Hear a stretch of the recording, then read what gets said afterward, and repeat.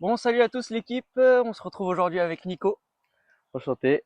Du coup, moi, c'est Nico. Donc, je fais de la montagne et de l'alpinisme. Et je suis dans un lycée où je fais un bac pro commerce et une biqualification alpinisme. Ok, bah parfait. Si vous voulez voir un peu plus ce que c'est Nico, je vous mets une petite vidéo maintenant.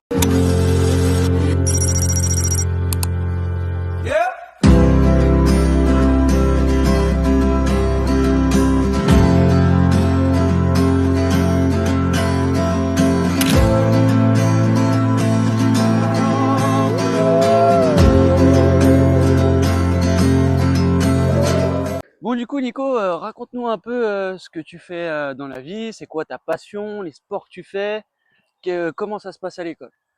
Donc, du coup, moi, dans la vie, je fais mes études dans un lycée. Donc, ce lycée, c'est un lycée où on a une biqualification haute montagne. Donc, la filière principale, c'est un bac pro. Donc, moi, j'ai pris bac pro commerce, on peut faire du bâtiment ou autre. Et à côté de ça, du coup, je fais une biqualification haute montagne. Donc moi, c'est pour plus tard être secouriste de haute montagne et guide de haute montagne. Et après, il y a plusieurs formes de biqualification. Il y en a qui font pour être moniteur de ski, d'autres pour être pisteur et d'autres pour être accompagnateur en montagne. Ok. Donc, voilà. Et du coup, au niveau sportif, toi, t'es comment? Actuellement, Ouais. t'es plutôt sur quel sport? Du coup, au quotidien, je fais plus du trail pour maintenir une condition physique. Et après, sur la saison, donc hiver, été, je fais ski de randonnée, cascade de glace. Après, Ok. beaucoup de ski alpin aussi. Enfin, après, je fais plus du hors-piste que de l'alpin pur. Mais tout équipé d'ailleurs. Faut bien avoir les équipements quand on va hors-piste pour la C'est bien, ouais. sécurité. C'est sûr, c'est mieux. Ouais. Ouais.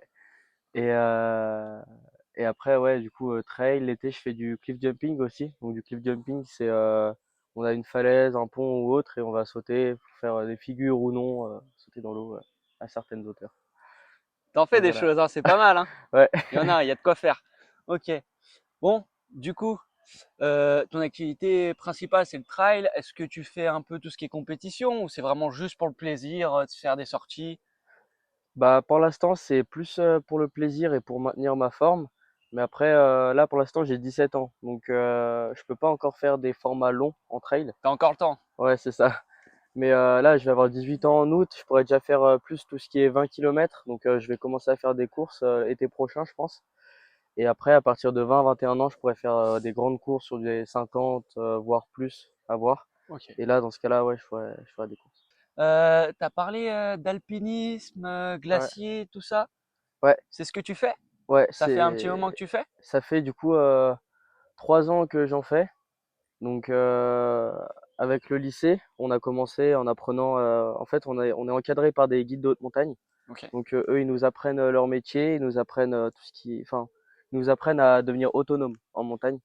Donc, ça passe par la sécurité, par toutes les connaissances du milieu montagnard et, euh, et sportivement savoir de quoi on est capable pour pas se mettre en danger. C'est Du ça, coup, à pas faire tout seul, c'est important. Faut bien être guidé. Faut avoir un guide de haute montagne comme il a dit, ou sinon faut être formé. Attention. exactement. T'as tout dit. Et ouais, c'est ça. Avoir les équipements et les connaissances et un guide si on n'a pas tout ça. Du coup, si on regroupe un peu tout, t'es vraiment passionné par la nature, c'est dû à Ouais. quelque chose ou? C'est dû, ouais, je pense à mon éducation. Depuis que je suis enfant, en fait, tous les étés, on part en randonnée, en montagne, etc. Tous les étés. Et puis l'hiver, du ski, bah, pas de manière grande non plus. Enfin, on y allait quoi, 4 fois par an pendant une Ok. journée. Et, euh, et donc, c'est de là, je pense, qu'il y a né un peu cet amour de la montagne. Après aussi, il y a mon voisin, donc qui sont les meilleurs amis à mes parents. Lui était chasseur alpin, donc il m'a emmené faire de Ah, l'escalade, ok. et c'est lui qui m'a appris à skier beaucoup aussi. Et je pense que c'est en partie de ça que j'aime la montagne. Après, au collège, je me suis inscrit dans un club d'escalade. Et là, au club d'escalade, on parlait alpinisme, etc. parce qu'eux, ils étaient dans le milieu. Et moi, ça me faisait rêver et j'avais envie de le faire à mon tour. Tu es encore actuellement en escalade ou dans un club ou pas forcément? Je suis dans un club, ouais, il s'appelle, c'est Maurienne Escalade. Après, je suis en loisir, je fais pas de compétition. Et le club où j'étais avant, c'est un rock, donc à Belay. Et j'ai fait de la compétition. J'étais Ok. mauvais, mais j'ai fait de la compétition. C'est bien, Ouais, faut en faire. exactement. Mais on Ouais, peut pas être c'est bon une dans bonne tout, surtout expérience. que t'as un grand pas, quoi. T'as pas mal de choses en termes de sport. T'enchaînes énormément de sport. Mm. C'est quand même quelque chose, faut tenir, quoi. Ok. Et du coup, en termes de formation, tu me parlais au niveau de tes études, ce que tu voulais faire Ouais, plus tard. Tu as déjà regardé un peu par quoi tu dois passer. ouais. Si, imaginons l'année prochaine, là, tu as fini l'école, tu peux direct attaquer ou tu as des formations à faire encore en plus?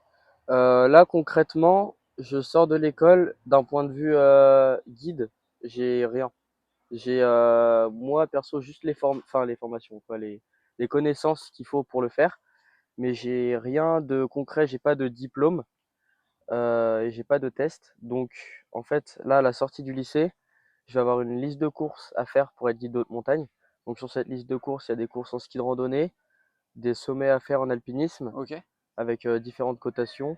Il y a aussi notamment de la cascade de glace. Donc ça va être des courses qui sont quand même relativement dures, pas accessibles à tout le monde. Et cette liste de courses, elle met beaucoup de temps à être complétée. Ça peut varier, mais ça peut prendre des années quoi, à être complété. Et après, une fois que j'ai cette liste de courses, je vais passer le probatoire du guide. Donc c'est un test d'aptitude. Donc tu fais de la randonnée, du ski, donc ski de randonnée aussi. Donc tu montes, tu fais 1200 mètres de dénivelé, après tu redescends et tu es évalué à la descente. Donc sur la descente, tu es évalué comme sur un test pisteur, donc sur ton engagement, ta vitesse, ton exécution. Et, euh, et après en technique sur glacier, on évalue aussi Tu as quand même de pas mal de marche. choses du coup Ouais, à faire. ouais. Ok, ça se fait pas tout seul. Non, ça C'est prend pas du mal, temps. c'est pas mal. Et c'est cher aussi. La formation pour être guide, elle coûte 10 000 euros. Ouais. C'est un bon billet. Et du coup, vu que actuellement tu fais énormément de sport, est-ce qu'il y Ouais. aurait un sport où tu aurais un objectif en particulier, où tu aurais une compétition que tu aimerais atteindre, que ce soit dans l'alpinisme, dans l'escalade, que ce soit dans le trail? Du coup, dans l'alpinisme, ouais, j'ai un objectif à court terme. Ce serait de faire le Mont Blanc en one push. Donc ça veut dire, je pars des Ouches, je monte au Mont Blanc et je redescends en une journée, enfin en moins d'une journée. Et sinon, par ça, j'ai pas de grands objectifs, des sommets quoi, par-ci par-là, dont le Cervin que j'aimerais bien faire aussi. Et l'Ama Dablam qui est un sommet en Himalaya, mais ça viendra bien plus tard, mais je l'ai en tête depuis un moment. T'en as déjà fait des sommets ou pas encore? Pas des Ouais, très grands? ouais, bah, pas des très grands, je suis jamais monté à 4000, enfin au-dessus de 4000. Et sinon, ouais, j'ai fait 3600 mètres. Donc, c'était une belle anecdote. On s'est mis dans des mauvaises conditions ce coup-là. En fait, on était parti d'un petit village, d'une station. On était monté, Ouais, donc on avait fait 1600 mètres de dénivelé positif. Donc, le dénivelé positif, ça va être l'altitude que tu gagnes. Donc, par exemple, on est parti du coup de 1300 mètres et on est arrivé à, du coup, je suis mauvais en calcul, 2000, ouais, on est arrivé 2009. à 3000 mètres presque. Ouais, 3000. On est arrivé presque à 3000 mètres, donc en Les ski de sacs randonnée, on avait. de 25 kilos parce qu'on avait tout ce qui est nourriture, bivouac, euh, ski et escalade aussi parce qu'à la suite on voulait faire une course d'arête. Donc une course d'arête c'est de l'escalade sur une arête pour monter un sommet. Et le sommet en question il était à 3000, 3700, 3600, ouais 3600 mètres. Et donc nous on a bivouaqué, donc on a fait un igloo, on a dormi à 3000 mètres. Et c'était spécial à ce moment-là. Il y avait des assez mauvaises conditions, donc tempête de neige, tout bazar. Donc on était sûr qu'en dormant en igloo et en redescendant le lendemain, il n'y avait aucun risque. Mais en faisant la course d'arête, ça allait être engagé. Du coup, ce qu'on a fait, c'est qu'on a dormi dans l'igloo. À l'extérieur, il faisait -20. Juste le temps qu'on se Purée, change, les chaussettes, elles avaient gelé. énorme. Les chaussettes avaient gelé, le téléphone de mon pote avait gelé aussi. Euh, tout le matos textile dur comme de la pierre. Et après, on est rentré dans l'igloo, on a foutu les sacs devant pour isoler, etc. Moi, j'ai réussi à dormir une demi-heure. Mon pote, il a pas réussi à fermer l'œil de la nuit. Ah, c'est chaud. Ouais. Et après, du coup, on a décidé à minuit, on est sorti de l'igloo, on a laissé des affaires à l'igloo. On est monté, on a fait une partie d'une face pour arriver sur l'arête qui était en bas du sommet. Donc à ce moment-là, on est monté à 3300 mètres à peu près. Et on a fait ouais, 300 mètres de dénivelé dans la neige, dans le brouillard, dans la nuit, Ah, parce ça que devait. ça faisait nuit, on était tout à la frontale. on cherchait le chemin, etc. C'était une super expérience, c'était génial en vrai. Ça devait être chaud, mais Ouais, ouais, c'était incroyable. c'était incroyable. Puis après, donc de cette arête, on est redescendu à l'igloo et on est redescendu jusqu'au village. Et on était content d'être arrivé. Ah, du coup, c'était quand même chaud. Ouais, ouais, ouais. Mais ouais, très belle expérience en tout cas. Tu le referais? Ouais, 100%, 100%, je le referais. Bah, quoi, je choisirais bien d'avoir les bonnes conditions pour après faire l'arête. Après, en partant, on avait vu les conditions météo, on n'y est pas allé sans regarder non plus.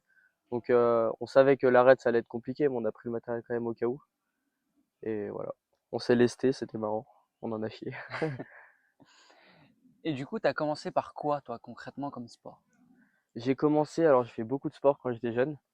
Ma mère était basketteuse avant, donc elle voulait que j'essaye le basket. Donc j'ai essayé le basket, mais j'en ai fait quoi, 2 ans. Ça m'a pas plu. Enfin, à la toute base, j'ai commencé par la baby gym. Donc vraiment, j'étais tout petit, je devais avoir 3 ans, j'ai fait baby gym. Après, à 4 ans, j'ai fait du basket jusqu'à mes 6 ans. De 6 à 7, j'ai fait du judo, parce que j'étais pas sage, mes parents ils voulaient que je m'assagis. Et ça m'a assagi en vrai, un petit peu quand même. C'est génial le judo, je conseille. Et après, du coup, de 7 à 12, j'ai fait de la gym. Donc ça Ouais, m'a donné des bases en acrobatie, etc. pour le ski et le cliff. Et après, du coup, de 12 à maintenant, j'ai été dans un club d'escalade, donc 2 clubs différents comme ok. je t'ai expliqué. Et actuellement, tu fais encore de la gym ou c'est plus d'actualité? Ouais, ouais, ouais, j'en fais, je suis en loisir et j'en fais dès que je peux, parce que je connais bien les coachs, donc en gros, je suis un peu accès libre dans la salle et je viens le 3 quarts du temps les vendredis soirs vu que je suis à l'internat.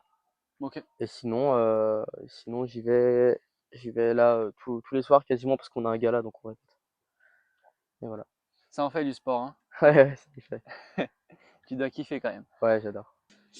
Tu donnerais quoi comme conseil à quelqu'un qui aimerait, du coup, commencer l'alpinisme, se mettre un peu à l'escalade, tout ce qui est sport en extérieur, on va dire, entre guillemets, Mm. extrême, un Ouais. peu comme tu fais? Donc ce que je conseille déjà, c'est de bien s'entourer. Maintenant, avec les réseaux sociaux, tout ça, on a de la chance de pouvoir vite trouver du monde.